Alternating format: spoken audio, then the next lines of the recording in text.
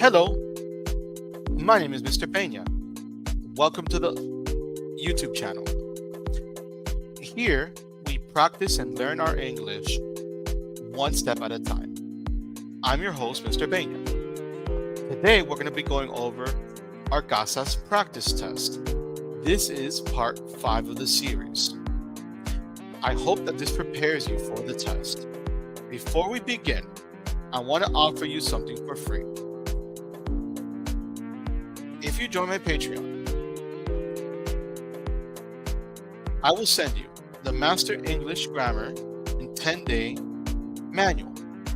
This is my English grammar manual for those who just want to get the essence and the gist of the English language.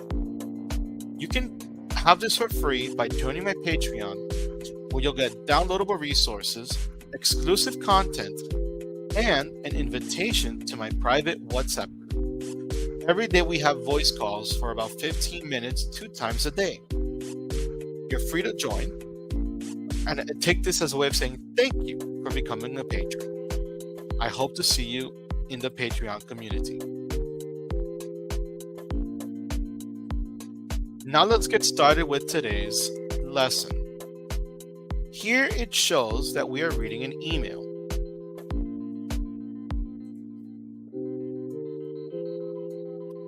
From John King from Sasha Banks on January 29. Let's read the email. It says, "Welcome to our team here at the Brighton Group. Thanks so much to you and your team for your hard work this past week, getting the Fullerton project finished.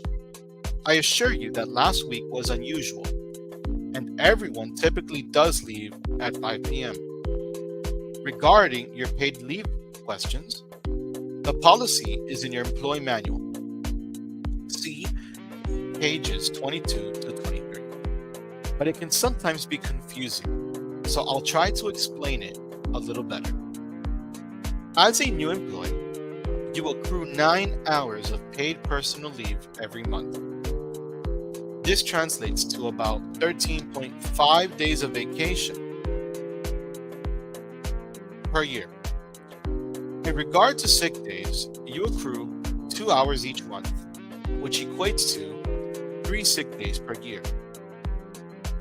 As a new employee, you cannot start to use your paid leave until you have been working here for a minimum of 2 months. In the meantime, you can take a vacation day if needed, but without pay. Also, if you work a little extra to get a project finished, we do not consider this to be overtime. However, if you work a significant amount of extra hours, we will compensate you by allowing you to take a few hours off at a later time. Your paid vacation and sick leave time is monitored by human resources, so you can always check with me if you want to know how much you have. If you have any other questions, please do not hesitate to contact me. Regards, Sasha Banks, Human Resources Manager." So, the main purpose of the email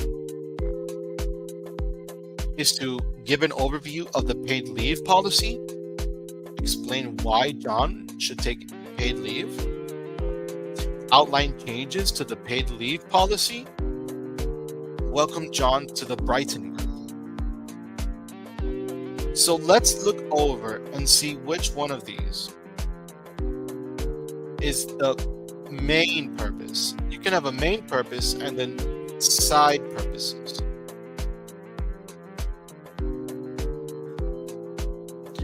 It says here, paid leave policy. And it does say, welcome to our team here at the Brighton Group. So maybe it is to welcome John. But then the rest of the entire email has nothing to do with welcoming John. So that's just a minor detail. We'll call that just a detail. It's not the main point, it's just a side point. Next, it says, regarding your paid leave questions. Oh, so he had questions about paid leave. And then they talk about the policy in the employee manual. And then it talks about paid personal leave every month. Then it talks about sick days per year. Then it talks about a vacation day. Then it talks about paid vacation and sick leave. So I think the entire email is mostly about giving an overview of the paid leave policy. That's my gist. The answer is A. Now we go on to number 18.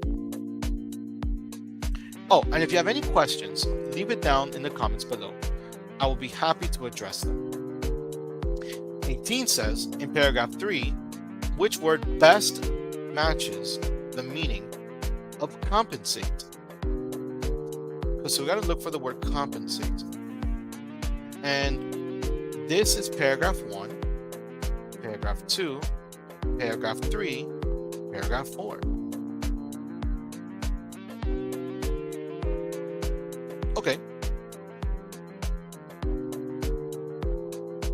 It says, if you work a significant amount of extra hours, we will compensate you by allowing you to take a few hours off at a later time. It says without pay. Vacation day without pay. And then a little extra project, we do not consider this overtime. But they will compensate you, and then here's the key, by allowing you to take a few hours off at a later time. So compensation is when they give you something back. So it's repay. I know. We might think it's allow, right? Because, allow is right there. But it's the whole sentence. Allow is part of the compensation. So it's not allow, it's repay. They will repay you by allowing you to take a few hours off at a later time. Now, number 19, the third question of the night, of the study guide. A new employee accrues 2 hours of vacation leave each month, may take additional vacation days without pay, receives overtime pay for all work done after 5 p.m., can use vacation days immediately after they are accrued. We have to look for the word new. This whole thing, oh look, right there, a new employee.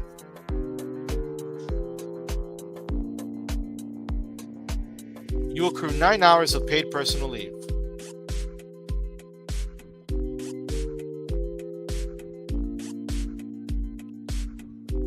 In regard to sick days, you accrue 2 hours each month. So it's 2 hours of sick days, not vacation days. It says, may take additional vacation days without pay. Does it say without pay? A new employee